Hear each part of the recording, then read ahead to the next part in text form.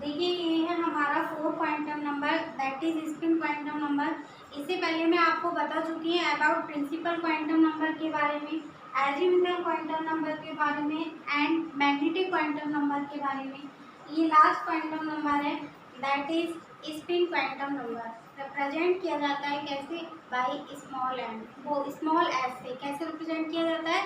Represent by small S से represent किया जाता है क्या स्पिन क्वांटम नंबर? जैसा कि मैंने आपको बताया था कि हम स्टेट तक पहुंच चुके थे इलेक्ट्रॉन की, यानी कि हम इलेक्ट्रॉन की ऑर्बिटल तक तो पहुंच चुके हैं, लेकिन हमें ये नहीं पता है कि इलेक्ट्रॉन प्रेजेंट कौन सी ऑर्बिटल, यानी ऑर्बिटल में भी क्या होते हैं? ब्लॉक्स बने होते हैं। क्या बने होते हैं? ब्लॉक। जैसे स्टेट में मकान बने होते हैं, इसी तरीके से ऑर्बिटल में क्या बने होते हैं आपके? That is block. तो कौन सी ब्लॉक में इलेक्ट्रॉन प्रेजेंट है, ये स्पिन क्वांटम नंबर बताता है। देखिए कैसे।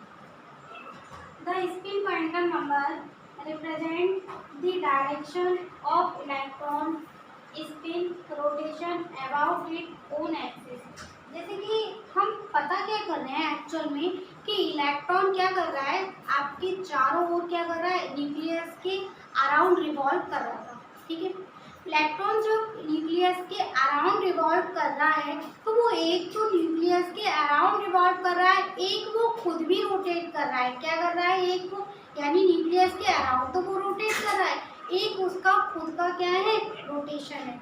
तो ये जो रोटेशन है वो कौन बताता है? Spin quantum number. यानी कि वो रोटेशन जो है आपका इलेक्ट्रॉन का, वो क्लॉकवाइज रोटेशन है या फिर वो एंटी क्लॉकवाइज रोटेशन है।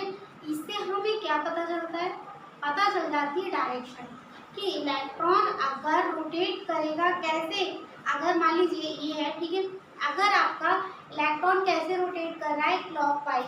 कैसे रोटेट कर रहा है? क्लॉकवाइज। इट मीन्स कि वो किस डायरेक्शन में है? वो है आपकी प्लस हाफ डायरेक्शन में।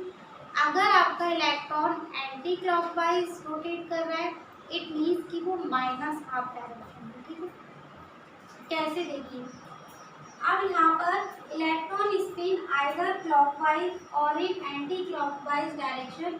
इलेक्ट्रॉन की स्पिन क्लॉकवाइज हो सकती है और कैसे हो सकती है? एंटी क्लॉकवाइज डायरेक्शन में हो सकती है। अब देखिए जो इलेक्ट्रॉन की स्पिन है उनकी दो वैल्यू होती है। कितनी? दो।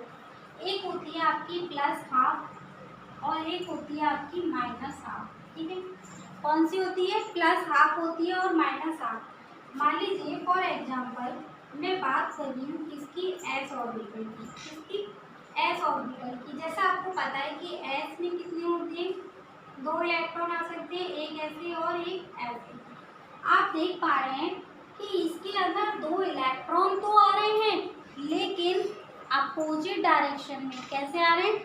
अपोजिट डायरेक्शन में। अगर एक को मैं क्या मान लूँ? प्लस हाफ मान लूँ, तो दूसरे को मुझे अपोजिट डायरेक्शन में माइनस हाफ मानना पड़ेगा।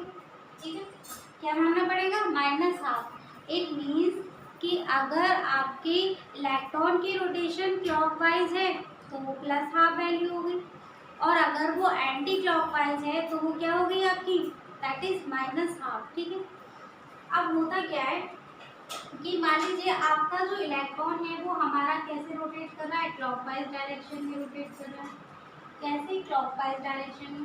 तो स्पिन आएगी हमारी क्या? Plus half. और वही इलेक्ट्रॉन अगर एंटी क्लॉकवाइज डायरेक्शन में रोटेट कर रहा है तो हमारी स्पिन क्या आएगी? माइनस हाफ आएगी। कितनी आएगी? माइनस हाफ आएगी।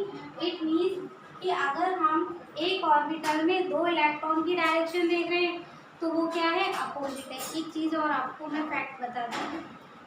फैक्ट ये कि आपके जितने क्वांटम नंबर मैंने पढ़ाए, ठीक है, principal quantum number, azimuthal quantum number, magnetic quantum number, spin quantum number, होता क्या है कि इन चारों क्वांटम नंबर में से आपको तीन क्वांटम नंबर क्या देखने को मिल सकते हैं? सेम। तीन क्वांटम नंबर सेम हो सकते हैं, लेकिन किसी का भी स्पिन क्वांटम नंबर दो इलेक्ट्रॉन का सेम नहीं हो सकता। रीजन? अगर सारे क्वांटम नंबर सेम हैं तो एटलीस्ट उसकी डायरेक्शन तो क्या होगी? अपोजिट होगी। उसकी डायरेक्शन क्या होगी? अपोजिट होगी। यानी कि अगर एक घर इस डायरेक्शन में बन रहा है तो दूसरा उसकी अपोजिट डायरेक्शन में ही होगा, ठीक।